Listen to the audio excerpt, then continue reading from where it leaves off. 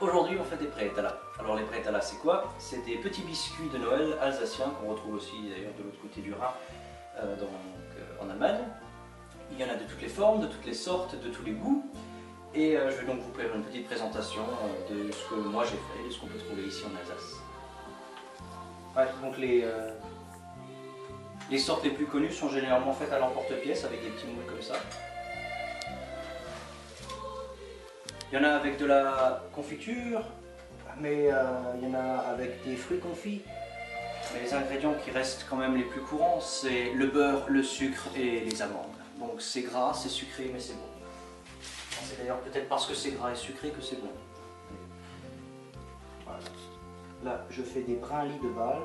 Donc c'est surtout du sucre. Ah, je vais les casser. C'est surtout du sucre, du chocolat et des amandes. Un tout petit peu de cannelle, un tout petit peu de farine et des œufs battus en neige, mais c'est surtout du sucre, des amandes et du chocolat.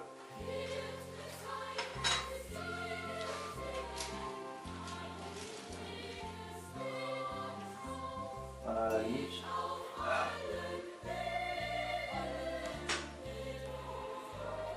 Et donc là,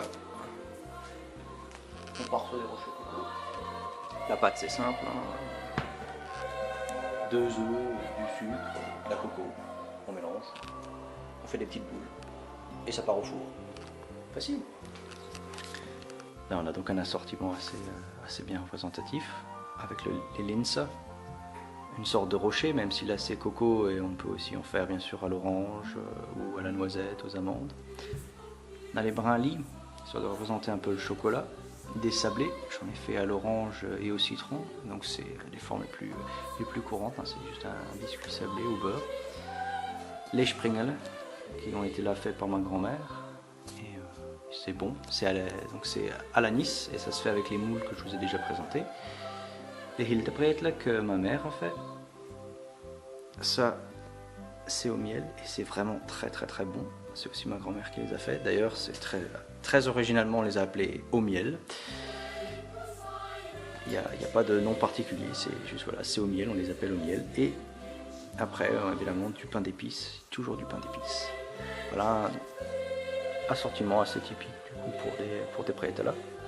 En plus des prétalas, on a aussi quelques tranches de Stollen. On avait vu dans la vitrine d'une boulangerie dans ma vidéo sur les marchés de Noël. Donc c'est aussi assez typique, bien compact. Là on a des Früchtebrot aussi, des pains de fruits, c'est bon. Mais voilà, c'est un peu plus costaud dans le ventre quand même que les prétalas. On n'en mange pas autant. Et maintenant on va se boire un petit thé et puis manger nos prétalas avec.